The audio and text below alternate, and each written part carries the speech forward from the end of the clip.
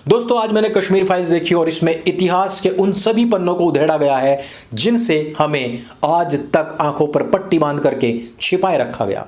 इतिहास को जानिए, अपने धर्म को जानिए। इस फिल्म में भी जगह जगह पर अपने वेदों को रखा हुआ आप और पढ़ते हुए लोगों को पाएंगे।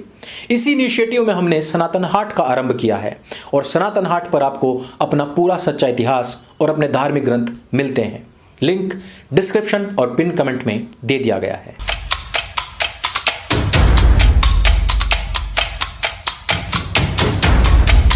नमस्ते दोस्तों, आप सबका एक बार फिर से स्वागत है आपके अपने YouTube चैनल सत्य सनातन में। आज मैंने द कश्मीर फाइल्स देखी। आज जिस सिनेमा हॉल में मैंने ये फिल्म देखी वहां पर राधेश्याम भी लगी हुई थी, अन्य फिल्में भी लगी हुई थी। सबका पूरा प्रचार प्रसार था, जगह जगह पर पोस्टर लगे हुए थे, लेकिन द कश्मीर फाइल का कहीं पर भी कोई भी पोस्टर नहीं लगा हुआ था। हम अंदर गए, वहां हमने देखा कि पूरा का पूरा हाउसफुल है, जबकि दूसरी फिल्मों में कोई हाउसफुल नहीं था। जबकि ये हालात और हालत तब है जबकि द कश्मीर फाइल्स का जो प्रमोशन है वो कोई भी बड़ा मीडिया हाउस नहीं कर रहा। कोई भी बॉलीवुड का कोई भी बड़ा कलाकार, छोटा कलाकार इसकी स्क्रीन पर नहीं पहुंचा। केवल बताया जा रहा है कि रणधीर कपूर केवल एकमात्र एक अकेले ऐसे एक्टर हैं जो पहुंचे, कोई नहीं पहुंचा। गंगूबाई का खूब प्रचार प्रसार सभी ने किया, लेकिन इसका किसी ने भी नहीं किया। यहां तक कि कपिल शर्मा ने भी मना कर दिया।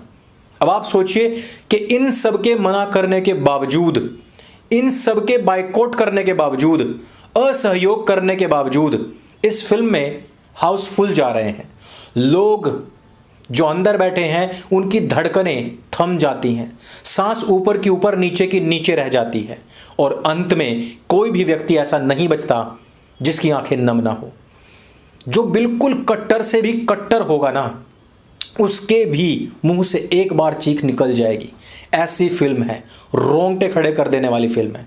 अब आप जरा सोचिए कि यह फिल्मांकन आपको अंदर तक झकझोर रहा है, तो इसकी सच्चाई जब ये सच में बीती होगी कश्मीरी हिंदुओं के ऊपर से, तब उस समय पर क्या नहीं हुआ होगा। लोगों को लाइन में लगाकर, गिनकर, काउंटिंग करके, पीछे कब्र का गड्ढा खोद करके लंबा, माथे में गोलियां वहां मारी गई जहां पर पंडित तिलक लगाया करते थे। रलीव गलीव चलीव का जो नारा था उसको बार बार बताया गया, दोहराया गया।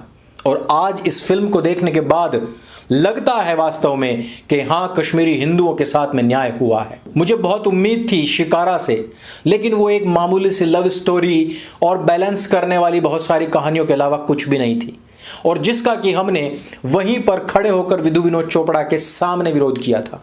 और इस फिल्म के विषय में भी हमने पहले ही कह देता कि अगर इस फिल्म में कहीं पर भी बैलेंस करने का प्रयास किया गया तो हम इस फिल्म का बायकॉट करेंगे। लेकिन इस फिल्म को देखने के बाद में दिल से बहुत बहुत धन्यवाद विवेक जी के लिए, और शत शत नमन है विवेक जी और उनके पूरे परिवार और उनकी पूरी टीम के लिए कि यह नंगा सच दिखाने का जो उन्होंने साहस दिखाया है, जो करेज दिखाया है, ये वास्तव में किसी भी कराची उड़िए के अंदर नहीं है।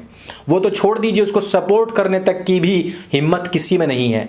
अक्सर कर ऐसा बताया जाता है कि भाई बहुत सारे यूट्यूबर्स हैं जो सपोर्ट कर रहे हैं, लेकिन आपने भी देखा होगा कि कोई भी फिल्म आए, आंखों पर, कानों पर, मुंह पर ऐसे हाथ लगा करके, वैसे इमोजीज लगा करके एक लड़की बहुत आती है और वो कहती है कि मैं फिल्म का रिव्यू कर रही हूं। लेकिन जिस समय पर ट्रेलर आया, सभी लोगों ने उस ट्रेलर का रिव्यू दिया, लेकिन इस कन्या ने नहीं दिया। अभी भी राधेश्याम का रिव्यू तो आ चुका है, आगे द कश्मीर फाइल्स का रिव्यू आएगा अथवा नहीं आएगा इसकी कोई गारंटी नहीं है। मेरी इच्छा तो यही है कि इनको यह रिव्यू करना चाहिए, क्योंकि लोगों तक यदि सच्चाई नहीं पहुंचेगी तो आप अपने इतिहास को कैसे याद करेंगे। वो इतिहास जो आपको याद दिलाता है इंटरवल के बाद जब कृष्णा वापस जेएनयू में पहुंचता है। हालांकि फिल्म में नाम एएनयू करवा दिया गया है, लेकिन जब वो पहुंचता है तो इतिहास की वो सब दास्तान सुनाता है जिसको सुनने के बाद में ब्रेन वॉश्ड स्टूडेंट्स जो पहले उसका विरोध कर रहे थे वो खुद कहते हैं कि हमें ये बात सुननी है। और वो सच्चा इतिहास जो कश्मीर का है उसको जानने के लिए इस फिल्म को धैर्य से अंत तक देखना अत्यंत आवश्यक हो जाता है। वो दृश्य देखना आवश्यक हो जाता है जब आरा मशीन में एक महिला को काट दिया गया था। वो दृश्य देखना अत्यंत आवश्यक हो जाता है जब छोटे छोटे बच्चों तक को भी नहीं बख्शा गया। और वो सीन भी देखने के लिए बहुत जरूरी है, रोंगटे खड़े करने वाला और आपके सेक्युलरिज्म नामक पर्दे से ढकी हुई आंखों को खोलने के लिए वो महत्वपूर्ण दृश्य भी देखना अत्यंत आवश्यक है कि जब छोटे छोटे बच्चे हाथों में ऑटोमेटिक बंदूकें लेकर के अल्लाहू अकबर के नारे लगाते हुए काफिरों को मारने के लिए दौड़े चले जा रहे हैं। वो सीन भी देखना जरूरी है जिसका नैरेटिव बना करके ये बताया गया था कि कश्मीरी हिंदुओं को इंडियन आर्मी ने मारा था। उसका सच भी यहां पर दिखाया गया है और यहां कहीं पर भी नहीं बताया गया या कहा गया या छिपाने का प्रयास किया गया कि यह सुनी सुनी बातों पर या फिर कल्पना के आधार पर लिखी हुई कहानी है, क्योंकि इसमें स्पष्ट कहा गया है कि यह जो फिल्म है वो वास्तविक घटनाओं पर आधारित है।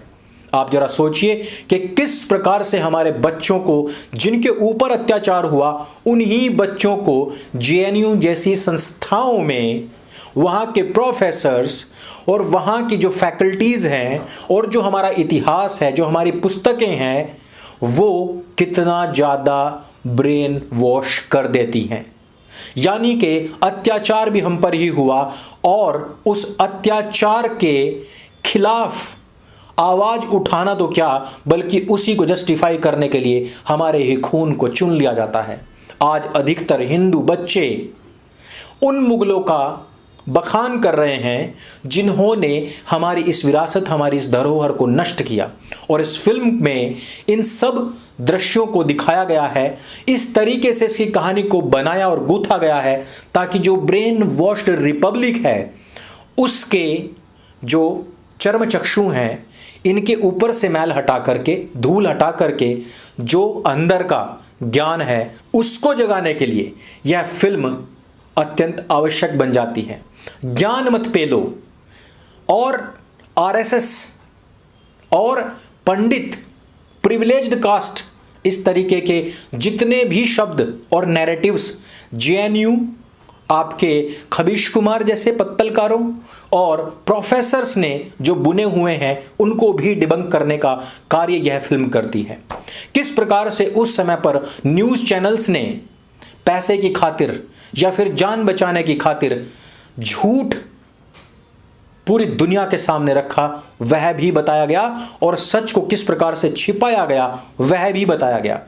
पद्मश्री किन लोगों को मिलता है बहुत स्पष्ट तरीके से बता दिया गया है और यह भी बताया गया कि किस प्रकार से मारने वाले एक दिन स्वयं को गांधी का अनुयायी बताने लग जाते हैं और वो कहते हैं कि हम तो जो फ्रीडम फाइटर्स हमारे विरासत के लिए छोड़ कर गए अपनी जमीन की लड़ाई लड़ने का हक, वो हम लड़ रहे हैं। बताया गया कि क्या देखेंगे, अनहल हक है क्या, और वो जो लोहे महफूज की बात बार बार आती है वो क्या है। सब बताया गया कि किस प्रकार से इस्लामिक प्रोपेगेंडा के गीतों को हिंदुओं के दिल और दिमाग में भर दिया गया। किस प्रकार से कन्हैया कुमार, जो कि कहा जाता है कि भूमिहार है और भूमिहार जो स्वयं को ब्राह्मणों में से ही निकला हुआ या ब्राह्मण अंश बताते हैं या ब्राह्मण बताते हैं, वो लोग भी किस प्रकार से इस्लामिक प्रोपेगेंडा के लिए ढपली उठा करके उनकी नज़में गाते हैं। बहुत गाने आपने सुने होंगे, हम भी कह देते हैं कई बार कि भाई सूफिज्म के लिए जो गाने बने हैं या उनकी तर्ज पर जो बने हैं या कुन फाया कुन बना है या अल्लाह मौला के नाम पर बना है, इनको मत गाओ। तब भी बहुत सारे लोग कह देते हैं कि यार उसका म्यूजिक बहुत अच्छा है, तुम क्यों म्यूजिक से इतनी नफरत करते हो। इस फिल्म में म्यूजिक बहुत अच्छा दिया गया है एक छोटे से नगमे में, लेकिन वो नगमा आपको बताता है कि किसी भी नज्म से जिसका म्यूजिक इतना अच्छा भले ही क्यों ना हो, उससे भी नफरत हो सकती है और हमें होती है। वो शब्द सुनकर के नफरत होती है, आपको लगेगा कि म्यूजिक के साथ में अन्याय किया गया है। इसके जो शब्द हैं वो बिल्कुल पूरी तरीके से बायकॉट लायक हैं, लेकिन जब आप कुन फाया खुन गाते हैं, जब आप अल्लाह मौला गाते हैं, तब उन शब्दों के पीछे जो उनका इतिहास है उनको भूल जाते हैं और बस म्यूजिक में लीन होकर के गाने लग जाते हैं। ये फिल्म आपके दिमाग से वो जो म्यूजिक वाला जो जहर है उसको निकालने का भी कार्य करता है। और सबसे बड़ी चीज कि जो लोग कहते हैं कि भाई सूफिज्म ने तो मानवता का प्रचार और प्रसार किया, सूफिज्म ने तो इंसानियत को बचाया और उसने भाईचारे का संदेश दिया, वो चीज़ भी आपको वहाँ पर देखने को मिलेगी। आपको पता लगेगा कि किस प्रकार से नैरेटिव बना करके हिंदुओं के नरसंहार को छिपाया गया, लेकिन यह बता दिया गया कि उस समय पर टीवी नहीं होता था, अखबार नहीं होते थे, नेट नहीं होता था, सोशल मीडिया नहीं होता था, जबकि उसी दौरान में घटित बाबरी मस्जिद विध्वंस आज पूरे विश्व में प्रत्येक मुस्लिम बच्चा कैसे जानता है। उससे भी पहले, इससे भी 6 साल पहले भोपाल गैस त्रासदी जो 84 में हुई थी, उसको प्रत्येक बच्चा कैसे जानता है। और इस चीज को, जितना बड़ा जेनोसाइड था, लाखों लोगों का एक्सोडस हुआ, वो किस प्रकार से छिपा लिया गया। कश्मीर का इतिहास इस सृष्टि के आरंभ से लेकर के अब तक का वो कैसे छिपाया गया, किस प्रकार से एक अल्लाह की बनाई हुई जन्नत को पाने के लिए कश्मीर नामक जन्नत स्वर्ग को जहन्नम बना दिया गया, इससे भी पूरी तरीके से पर्दा उठाया गया। Just naked truth. इस्लामिक आतंकवाद से उठाया गया वो पर्दा जिसकी दरकार तो लंबे समय से थी, लेकिन उठाया किसी ने भी नहीं था। यह हिम्मत और ताकत आज विवेक अग्निहोत्री जी, उनके परिवार और उनकी टीम ने की है। दोस्तों, मेरी आप सभी से हाथ जोड़ करके ये अपील है कि जितनी भी ये मैंने चीज़ें आपको बताई हैं, ये आज तक किसी भी फिल्म में नहीं हुई है। ये कोई एक फिल्म मात्र नहीं है, ये एक मिशन है, ये एक सच्चाई है, ये एक वो कड़वा और नंगा सच है जिसको दिखाने की हिम्मत कम से कम बॉलीवुड में तो नहीं हो सकती थी। हम इस फिल्म को बॉलीवुड से अलग देखें, हम इस फिल्म को उस सच्चाई को बयान करने वाली एक डॉक्यूमेंट्री, एक किताब या फिर एक पोस्ट के रूप में देखें, जो कोई भी सत्य को जानने वाला, सत्य का संवाहक प्रस्तुत कर सकता है। जो कोई भी व्यक्ति जिसने इस दर्द को महसूस किया है वो प्रस्तुत कर सकता है। और इस फिल्म को बनाने में कोई ऐसा नहीं कि जल्दबाजी कर दी गई या फिर कोई फैंटेसी लिख दी गई शिकारा की तरह। इस फिल्म को बनाने से पहले 3 साल की रिसर्च लगी है, हजारों कश्मीरी हिंदुओं से बातचीत की गई है, वो सब अखबार उठाए गए हैं। यही नहीं, इस्लामिक इन्वेडर्स के जो इतिहासकार थे, उनके साथ में जो लोग आए थे, उन तक को भी स्टडी करके इस फिल्म को बनाया गया है। ये देखने से फिल्म लगती है, लेकिन यह एक डॉक्यूमेंट्री टाइप है जिसकी चीज़ों को आप नोट भी कर सकते हैं। तो और भी बहुत सारी चीज़ें हैं इस फिल्म में जो आप जाकर के ही देख सकते हैं। इस फिल्म को जरूर देखिएगा, आपने खुद भी देखना है, परिवार को भी दिखाना है। इस्लामिक जिहाद के बारे में हमने जितना बोला है उसका फिल्मांकन इस फिल्म में आपको देखने को मिल सकता है।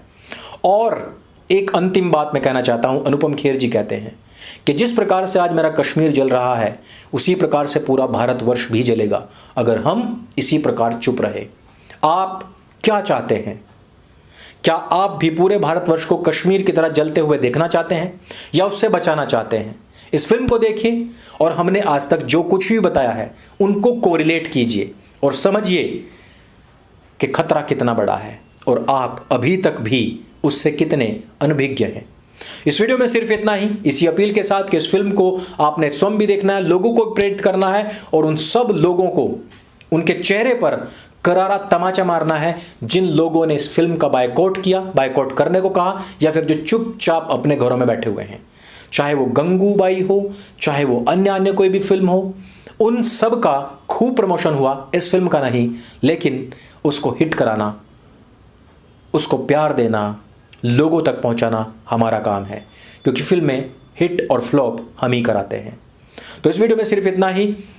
मैं जितना प्यार इस फिल्म के लिए बोल सकता हूं, दे सकता हूं, उतना कम है, पर वाणी को विराम देना पड़ेगा, कहीं स्पॉइलर ना निकल जाए मुंह से मेरे। इस वीडियो को भी जन जन तक पहुंचाइए, जागरूकता के इस अभियान में हमारे साथ जुड़े रहिए। मेरे संग बोलिए सत्य सनातन वैदिक धर्म की जय। जय हिंद, वंदे मातरम।